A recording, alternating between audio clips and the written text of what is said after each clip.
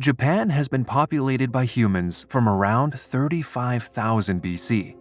And in the time that followed, the people living there have developed a massively rich culture unlike no other.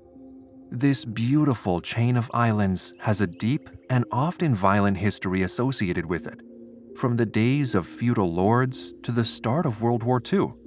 And all of that history can be traced back to the rise of the Jomon people in around 14,000 BC, the first true historical culture of the Japanese Isles. Their influence on ancient Japan lasted until 300 BC, and during the Jomon period, they began to establish technology and culture in the land of the rising sun. But who were they exactly?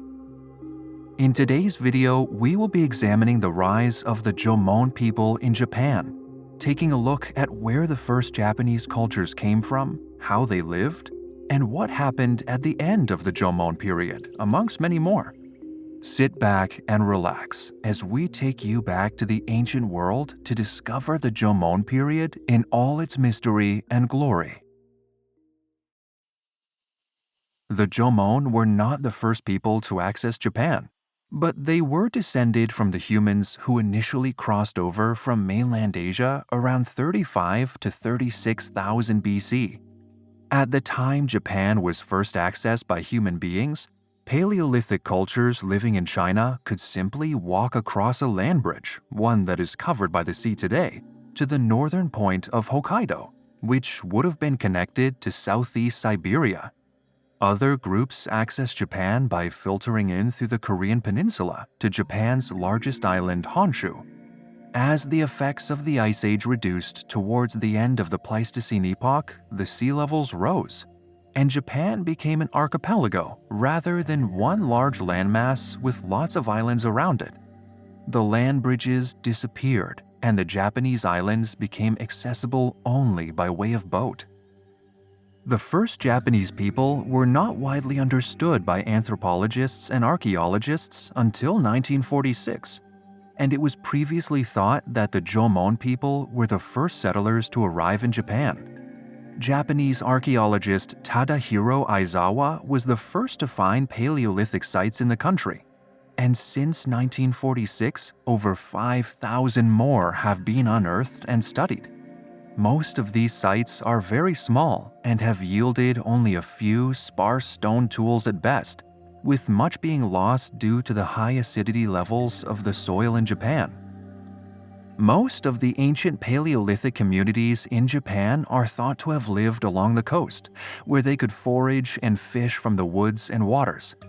Most of the artifacts uncovered are very basic chipped stones that could have been used to cut into food or other stones, to prepare meals or create additional tools.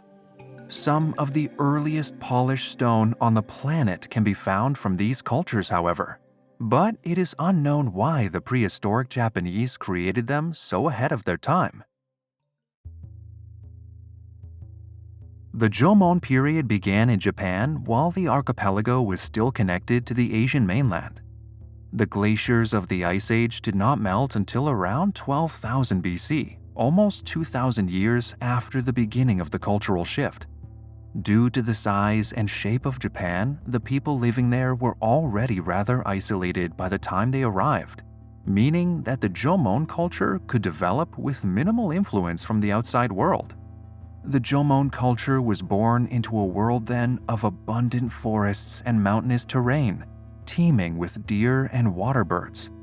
The people here initially led hunter-gatherer lifestyles, feeding themselves on the abundant vegetation and hunting grounds that thrived throughout their lands. They remained sedentary, as food and water was so abundant that they did not need to frequently travel to find more, even before the rise of agriculture. Until 5000 BC, things would very much remain steady for the people of Japan. There's no record of conflict or struggle in these early years. There were very few dangerous animals native to the Japanese islands, and resources were plentiful. It was perhaps as close to Eden as the ancient world could come. Agriculture would eventually develop in Jomon Japan, but not to a wide extent. If it did, it would have come after 5000 BC. In fact, some archaeologists and historians don't believe the Jomon culture gave rise to farming and animal husbandry at all, and that this happened in the succeeding Kofun period. What we do know is the Japanese population soon burst into abundance, and the people of this time settled down into larger villages to live as communities rather than small groups. These people produced pottery, indicating that they were remaining in the same place for long periods of time, which would give rise to a blossoming artistic culture in the forthcoming Middle Jomon period. The Middle Jomon period began around 3520 BC and is characterized by the intricate artworks such as sculptures, vessels, and wood carvings produced by these ancient people. Around the same time, Jomon architecture changed, with early Japanese pit houses becoming more complex and intricate in their design. This section of the Jomon period lasted up until around 2470 BC, when we enter the late Jomon period. Here, the climate began to cool significantly, and the population of Japan seems to have reduced as a result.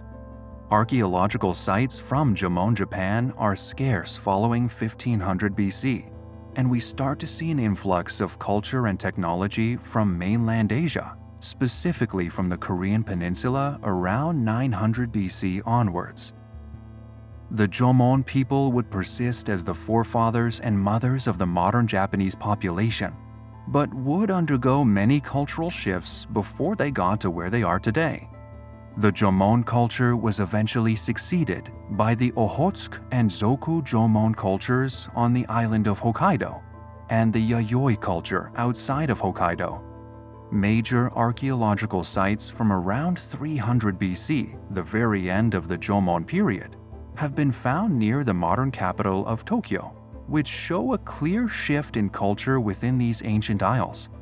Around the end of the Jomon period, the population experienced a sharp decline once more, which may have been caused by the onset of food shortages.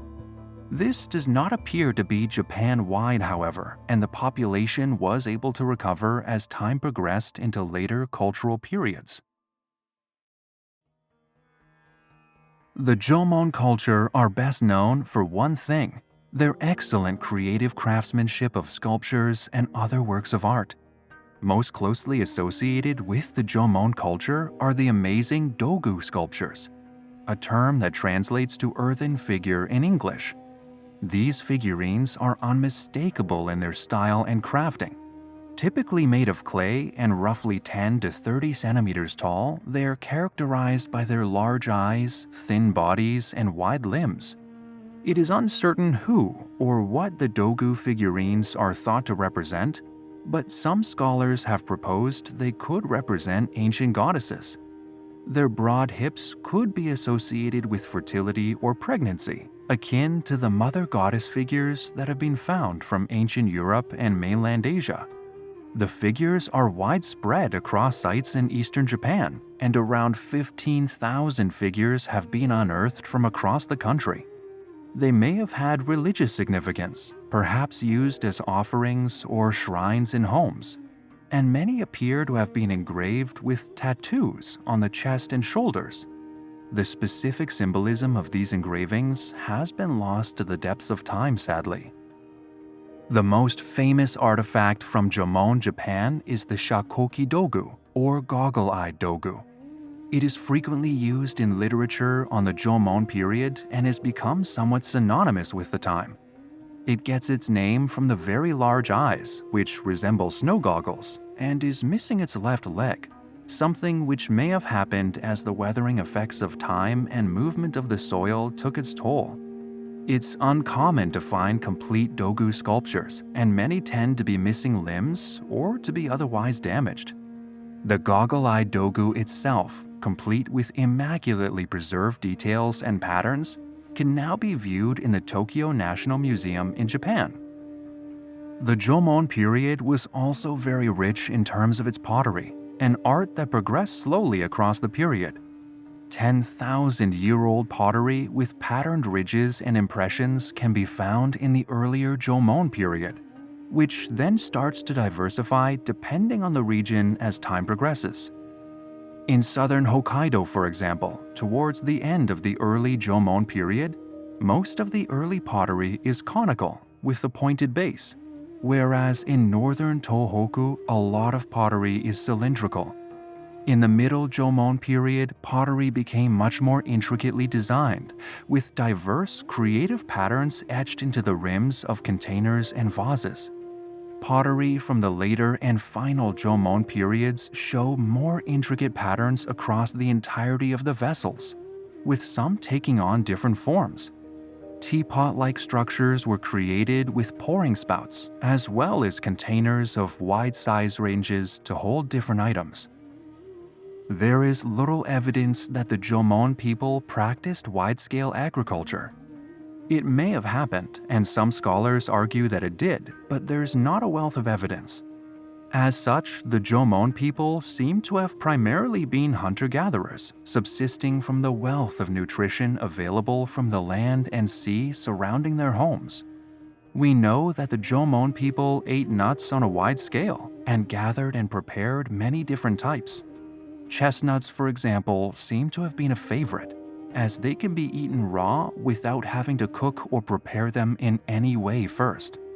Other food sources, such as Japanese horse chestnuts, were first prepared in water to remove the initial bitter taste, and sites where this processing took place have been discovered. The people of ancient Japan also seem to have foraged for wild mushrooms and root vegetables, grinding and chopping their food with basic stone tools and flat crushing plates. Much of modern Japanese cuisine centers around seafood, and in the Jomon period, this was no different. Many Jomon communities were settled on the banks of rivers, or more commonly, the coastlines between islands.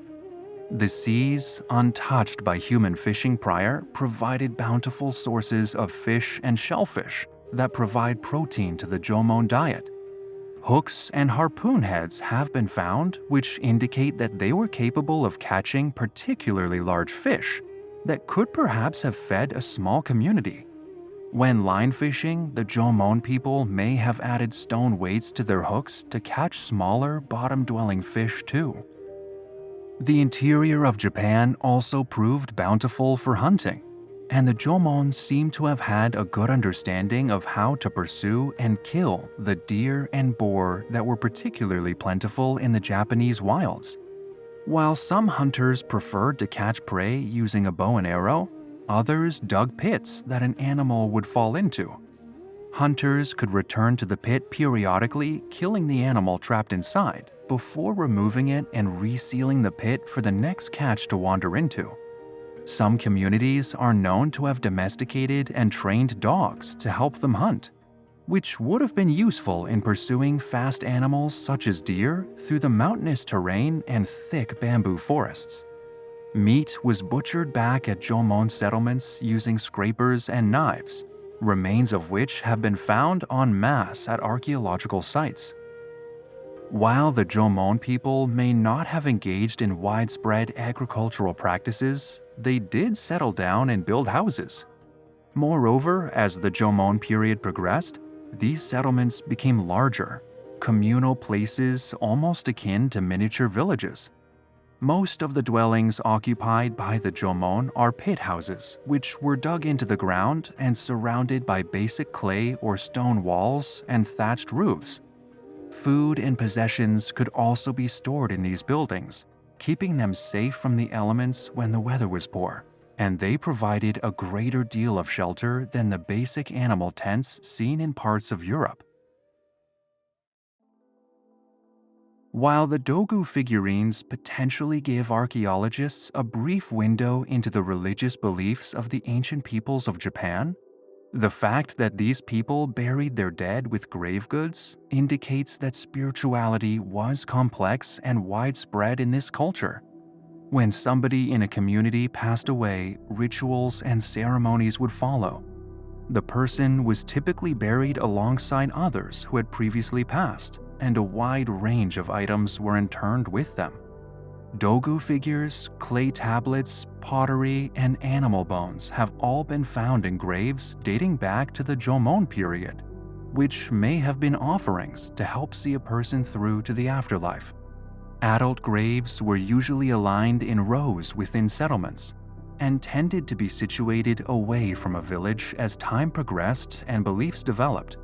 Children who sadly passed away prematurely were often interred within large, coffin-like pottery constructs which may have held some spiritual symbolism. As well as the Dogu figurines, constructs which seem to have had specific religious significance have been unearthed from Jomon archaeological sites. Wooden figurines resembling animals and people are among them, as are basic stone circles. These stone circles were not the henges or megalithic structures we see in ancient Europe, but were large, organized patterns of smaller stones spread out across an area, which may have been important ritual sites to the ancient people of Japan. Unlike several ancient cultures, the Jomon people did not vanish or disappear, but instead adapted their culture towards the historic Japanese religions, designs, and crafts we know today. Agriculture appears to have arrived for certain in Japan a little over 2,000 years ago, and rice became the crop that was most commonly farmed in terraces or paddies out in the countryside. This signaled the beginning of the Yayoi period in much of the archipelago, when a slow decline in hunting and gathering became offset by the arrival of farming and domestication in many regions. On top of this, cultural influence from the Korean peninsula and mainland Asian regions such as China started to make its way to Japan via the sea. By the time the early Jomon period arrived, early Chinese civilizations were in full swing, with the Yin dynasty being established by its end. Soon after, Qin Shi Huang would unify China, and cultural exchanges between the mainland and Japan would prosper.